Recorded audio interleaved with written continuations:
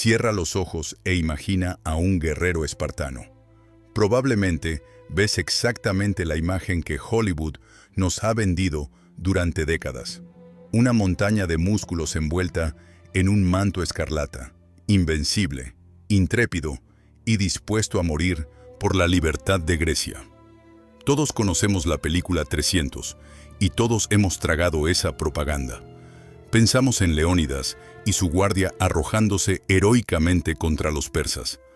Pero, ¿y si te digo que esa imagen es una mentira absoluta? ¿Y si te digo que Esparta no fue en realidad una superpotencia militar, sino un estado estratégicamente rígido, paranoico y técnicamente atrasado, que perdió más guerras por estupidez que las que ganó por heroísmo? Hoy liberamos la historia y destruimos el mayor mito de la antigüedad. Miramos detrás de la fachada de la propaganda espartana y te demostraré por qué los espartanos eran en realidad militarmente incompetentes.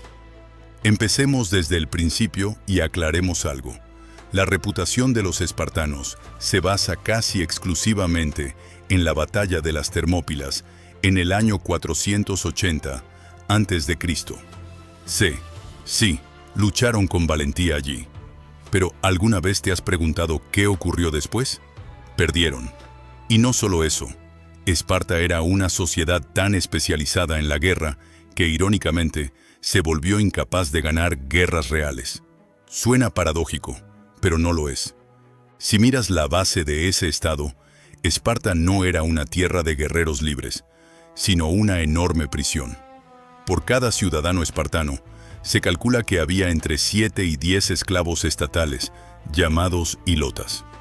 Estos hilotas eran griegos igual que sus amos, brutalmente sometidos por los espartanos.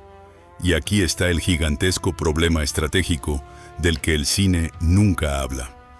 Los espartanos vivían aterrorizados. No temían a los persas ni a otros ejércitos, sino a sus propios esclavos. Cada vez que el ejército espartano iba a la guerra, existía el riesgo de una rebelión en casa. ¿Puedes imaginar dirigir una gran potencia en esas condiciones? Simplemente no puedes. Eso significaba que la política exterior espartana era extremadamente pasiva y temerosa. Nunca podían enviar su ejército lejos ni durante mucho tiempo. Mientras Atenas construía flotas y levantaba un imperio, Esparta se quedaba en sus valles vigilando a sus esclavos. Un genio militar habría resuelto ese problema. Pero los espartanos no eran genios, eran tradicionalistas. Un ejemplo impactante de su incompetencia es su manejo de los asedios. Pensarías que los mejores guerreros del mundo podrían tomar una ciudad, ¿verdad? Error. Los espartanos eran absolutamente incompetentes en el arte del asedio. Cuando intentaron tomar posiciones fortificadas durante la guerra del Peloponeso, fracasaron miserablemente una y otra vez, porque eran demasiado arrogantes para aprender ingeniería. Creían que la pura fuerza muscular y la disciplina bastaban, pero los abdominales no ayudan contra muros de piedra. Sin embargo, la verdadera grieta en el mito de la invencibilidad apareció mucho antes de su caída. Recordemos la batalla de Esfacteria, en el año 425 a.C. Esta es una historia que los fanáticos de Esparta preferirían borrar de los libros. Un grupo de varios cientos de espartanos fue rodeado por tropas atenienses en una isla. El código espartano que siempre escuchamos decía claramente: victoria o muerte, un espartano no se rinde jamás. ¿Y qué ocurrió en Esfacteria? Cuando se quedaron sin comida y estaban bajo fuego, 120 auténticos espartiatas arrojaron sus escudos y levantaron las manos. Se rindieron. Toda Grecia quedó en shock. El mito de que preferían morir antes que rendirse se destruyó en ese instante. Fueron llevados a Atenas como prisioneros de guerra y exhibidos como animales de zoológico. No fue una obra maestra táctica, fue una humillación nacional. Pero el problema real era más profundo. Los espartanos eran tácticamente increíblemente estúpidos y predecibles. Durante siglos lucharon exactamente en la misma formación llamada falange, un muro de escudos que avanza recto y aplasta todo. Funcionaba bien contra ejércitos campesinos, sin entrenamiento. Pero ¿qué pasa cuando aparece un enemigo que piensa? Un enemigo que pone la estrategia por encima de la tradición. Exacto. Eso ocurrió en la batalla que finalmente quebró el cuello de Esparta. La batalla de Leuctra en el año 371 a.C. Aquí la máscara cae por fin. El oponente eran los tebanos liderados por un estratega brillante llamado Epaminondas. Epaminondas sabía exactamente cómo lucharían los espartanos, porque siempre combatían igual. Las mejores tropas espartanas, incluido su rey Cleombroto, se situaban tradicionalmente en el ala derecha de la falange. Era la ley de la guerra griega, todos lo sabían. Entonces, ¿qué hizo Epaminondas? Lo impensable. Rompió todas las reglas. En lugar de colocar sus mejores tropas también a la derecha, concentró su élite en el ala izquierda directamente frente al rey espartano. Hizo su formación extremadamente profunda. En ese punto, la falange tebana tenía 50 hombres de profundidad, mientras los espartanos, como siempre, solo 12. ¿Puedes imaginar la escena? Una apisonadora tebana avanzando directamente hacia la élite espartana. Cuando comenzó la batalla, ese bloque masivo chocó con fuerza brutal contra la delgada línea de los reyes espartanos.